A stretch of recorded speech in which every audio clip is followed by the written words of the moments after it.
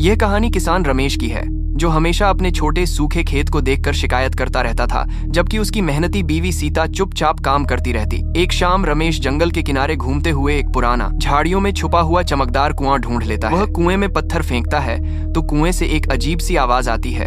एक इच्छा पूरी हुई, पर रमेश उसे अपना वहम समझकर घर लौट जाता है। अगले दिन वो कुएं के पास से गुजरते हुए कहता है, काश मेरे पास एक बड़ी गाय हो। अगली सुबह उसके बाड़े में एक सेहतमंद गाय होती है और रमेश को यकीन हो जाता है कि कुआं जादुई है।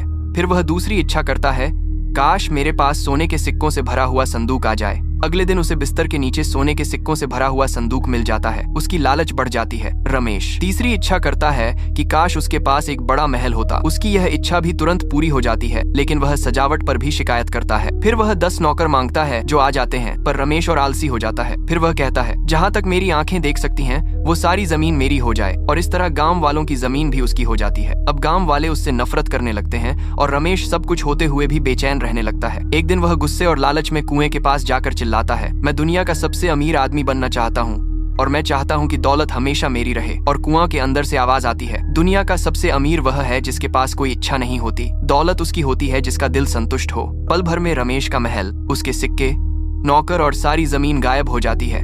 सब मिट्टी बन जाता है और वह फिर अपने छोटे सूखे खेत के पास अकेला रह जाता है। उसका लालच उससे सब कुछ छीन लेता है।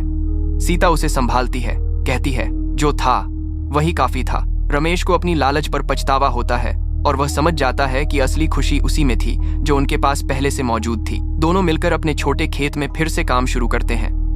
अब दौलत कम है, लेकिन दिल संतुष्ट और जिंदगी खुशहाल। अगर आपको यह कहानी पसंद आई हो तो लाइक और सब्सक्राइब जरूर करें।